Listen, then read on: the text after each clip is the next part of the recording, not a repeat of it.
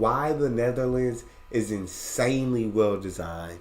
And before we jump in and find out why, make sure y'all subscribe, ring notification bell, get a video a thumbs up so it gets suggested. Let's do this. This is a map of bike path density in Europe. All the purple lines are bike paths, and if you divert your attention to the left part of this map, you'll see a coastal country with a lot of purple lines. This is the Netherlands, a densely populated country that knows a thing or two about designing brilliant infrastructure. And the bike paths play a significant role in that. See, with a population of 17.4 million people and a landmass of approximately 41,500 square kilometers, the Netherlands is smaller in size yet more densely populated than most European countries. So, in order to navigate that, they've come up with effective and interesting ways to handle population movement in and around their country. The most notable of which is, of course, the cycling infrastructure. And yes, it is as serious as everybody says it is, as it enables the 23 million bikes that are in the Netherlands to roam the streets. 17 million people, 23 million bikes. Everybody, we walking or we biking. That's how we getting around. Get the cars off the roads, cars off the streets. Make way for the bikes. And by the way, 23 million bikes means that there are 1.3 bikes per capita. That's absolutely insane. That's wild. wild. What would the bike per capita be in the United States? Oh, maybe low. 0.5? Very low. It's Very 0.3. That would mean if you met an American, there is a greater chance they're obese than them owning a bicycle. Matt. Yeah, that actually does sound right. There's a better chance that they're obese than them owning a bicycle. That sounds about right about America, but that's not what we're here to talk about. We're here to talk about the Netherlands. You ain't have to throw that statistic in there. Let's keep it rolling. Anyway, when you combine the Netherlands' bike infrastructure with its amazing public transport, you get a ridiculously smooth and efficient system. Here's how it works in Amsterdam. Commuters will use their bikes to get to and enter transit stations, where they simply park their bikes in these enormous bike parking garages. Then they'll travel on either a bus, tram or train to their final destination. But most of the time the fastest and most convenient option is simply taking the bikes to the final destination. But why is cycling the most convenient option? What has the Netherlands done for this to be the case? Well, the country has made cycling incredibly easy, with 32,000 kilometers of bike lanes that aren't just a small strip along a heavily trafficked road. Now, the Dutch do things differently. They have marked out red asphalt pavements like this strictly for cyclists. The only time cars and bikes end up on the same road is when the speed limit is less than 30 kilometers an hour and car volume is low. Any higher than that and there is a clear separation like this one, even on highways and roundabouts. But the Netherlands is a whole lot more than just biking and their capital city, Amsterdam. And to be honest, the most impressive infrastructure in the Netherlands is not even in Amsterdam. To see that, we have to go to Utrecht, a city that lies right here south of Amsterdam. It hosts the largest bike parking facility in the world, room to park over 12,500 bicycles, and it has 24/7 camera surveillance. Now, I know what you're probably thinking. There's no way this can be replicated in other countries. This is alien-like.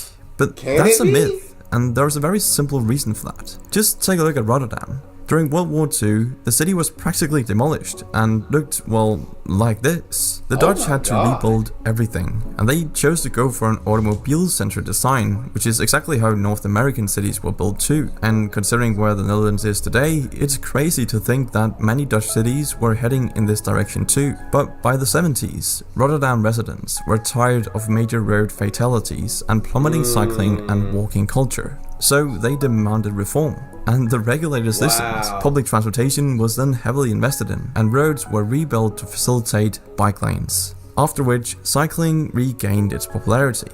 This just goes to show that even so you don't even need a car.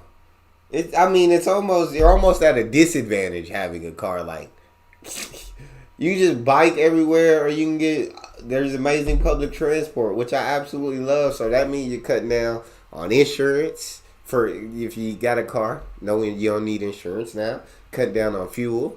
I mean, your legs can go for as long as they can go. No need to gas up.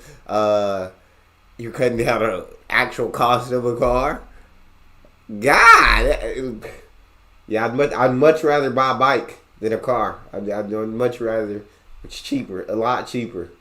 Uh, Jesus. And then public transport, I'm sure can't be too expensive. That's if you decide to use public transport. But with all these bike lanes, it seems like you can bike anywhere you need to go. So I just be biking everywhere. I mean, and then you got all these biking garages. Not sure if it costs to park your bike. I assume it doesn't, but park your bike. If you do need to take public transport, go where you need to go. Come back, get your bike, go home. Even North American cities can do this if they choose to do so. But the determinism and people-centered I don't know. I don't think we could do it here in the U.S. I know he said we could choose to do it if we choose to do so, but yeah, I think I think now that people are so used to like cars, because here car is a necessity.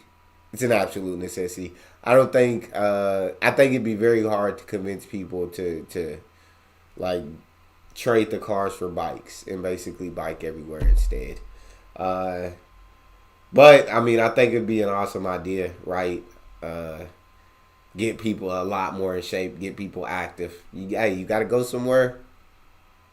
You got to do it the hard way, or harder way. Of the Netherlands extends out of the cities and into Dutch suburbs as well. To bring this point home, let's compare typical Dutch suburbs to those in a state that's just as bustling and growing. In the United States, Florida. Now sure, Florida is 3.4 times larger than the Netherlands, but the argument should still stand. So here is a typical Miami suburb.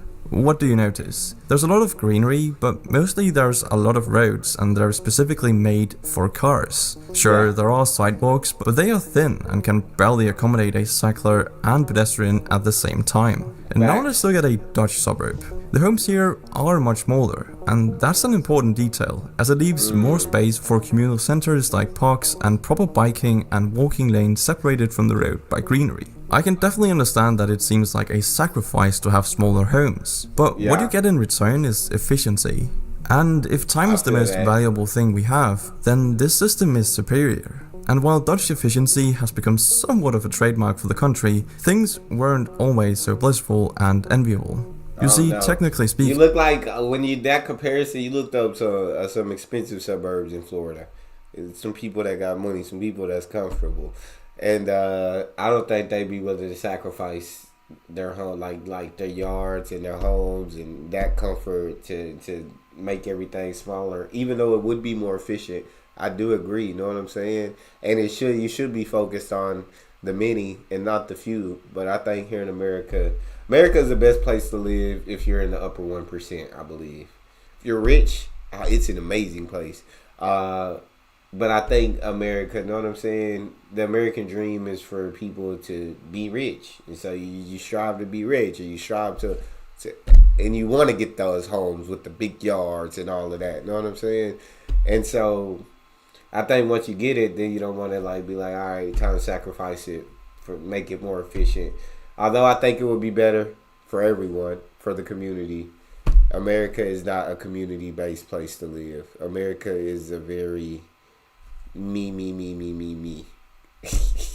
That's how it is over here.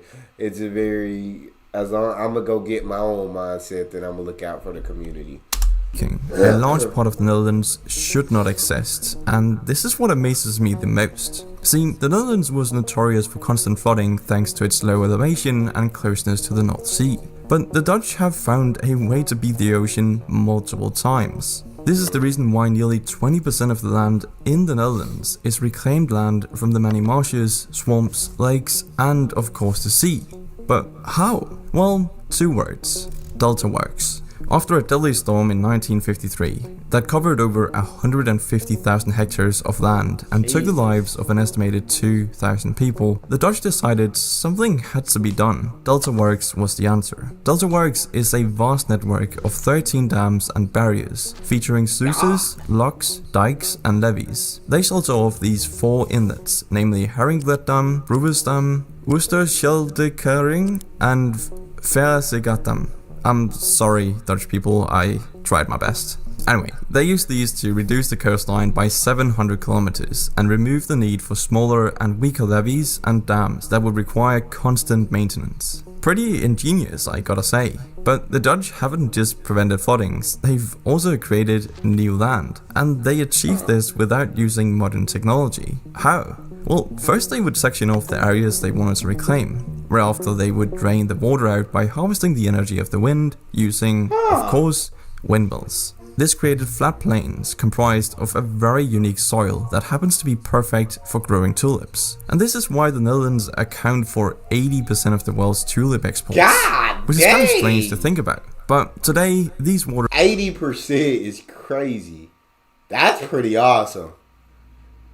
And innovations have earned the Netherlands some pretty envious titles, including the largest storm surge barrier in the world, that laid the ground for the largest and most efficient seaport in Europe, the port of Rotterdam. Located here in the delta of the Rhine and Meuse rivers, Rotterdam is in a perfect strategic location for ships coming from or going into the North Sea. To understand the sheer size of this port, here is a map of Manhattan laid on top. As you can see, the port of Rotterdam is about 1.5 times the size of Manhattan. It's huge, and with 82.5% of the Netherlands' GDP coming from exports, it's fair to say that the port of Rotterdam is really important. I could go on and on about this port's efficiency, but all you need to know is that it wins best port infrastructure year after year. The Dutch are incredibly talented at designing great infrastructure. I mean, just look at the Amsterdam Airport, Schiphol, the third busiest airport in Europe. It looks pretty average until you consider the number of people moving through this structure. Schiphol facilitates 68 to 80 million passengers annually to 332 direct destinations, utilizing its 6 runways facing multiple directions. Schiphol coordinates an average of 1,500 to 1,600 departures and landings per day, giving them an hourly average of 110 to 120 aircrafts. And Schiphol accomplishes this despite being smaller than other major airports like Adolfo Suarez Madrid in Spain or the Leonardo da Vinci International Airport in Italy. The best thing about... I didn't even know that. That's a dope airport. Leonardo da Vinci International Airport. That's pretty cool. Adolfo Suarez. Y'all gotta tell me who that is. Tell me who that is. But that's absolutely awesome. It seems like the Netherlands are very efficient and they're incredible at designs and are a very efficient people. You know what I'm saying? They look at the best way to do things for everybody and the most efficient way to do things, and that's how they build. They got this small airport that basically can get out the same amount of flights as these larger airports. About this airport though is that once passengers arrive, they have a number of transportation options, as the high-speed Thalys and Columbus trains can be accessed just beneath the terminal building. From here, you can take a 15-minute ride to the Amsterdam Central Station, or use the Dutch rail network to travel across the country. Honestly, you could go anywhere from here. If trains aren't your style, then the airport offers affordable express buses as well. The funny thing about this airport though is that it's 4 meters below sea level, sitting on what used to be Haarlem Lake. But all in all though, the Netherlands is an overload of intelligent design, and while some people might think it's nearly impossible to implement these methods into other countries, the reality is these methods can be replicated any place in the world if the people and leadership are willing to collaborate and listen to one another and invest in infrastructure that is people, environment and future centered. Thank you for watching, and I'll see you in the next one. Bro, shout out to the Netherlands, bro. Those designs are incredible. Their infrastructure, beautiful, very efficient. An amazing country of people. You feel me? But yeah, I like you said, it can be implemented if the people and the people in charge are willing to communicate, and they both want that. I just don't think in America that. I think people are so dependent on cars and everything now that people aren't going to. They're not going to like that. So I just don't think it's a real possibility here, because I don't see the citizens going for it, even though I like it. But that's all we got. Make sure y'all subscribe, ring notification bell, get a video a thumbs up. It's your boy D-Neil, out.